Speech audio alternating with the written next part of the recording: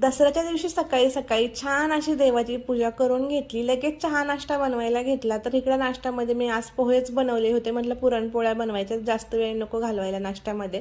आणि शेजारच्या दिदीला लगेचच रांगोळी काढायला सांगितली. तिला मी आदल्या दिवशी सांगितलं होतं की रांगोळी काढून दे म्हणून. ती खूप छान अशी रांगोळी काढते, तर बघू शकता. आणि ती रांगोळी काढत होते तोपर्यंत मी इकडं हार बनवून घेतला आंब्यांच्या पानांचा आणि झेंडूंच्या फुलांचा, आणि दाराला पण हार लावून घेतला. पूजेचं ताट रेडी केलं आणि लगेचच आम्ही गाडीची पूजा करायला पार्किंगमध्ये गेलो. पिल्लूच्या पप्पांनी गाडीला हार घातला, मी गाडीची पूजा वगैरे करून घेतली, नारळ फोडण्यात आला.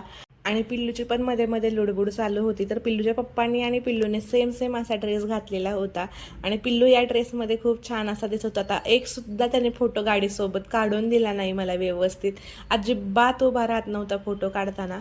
तर गाडीची पूजा वगैरे करून झाल्यावरती मी घरी आले आणि मी सकाळीच डाळ भिजू घातली होती हरभऱ्याची. म्हटलं डाळ चांगली भिजली तर पुरण पण चांगलं रेडी होतं आणि फुटत वगैरे नाहीत पोळ्या.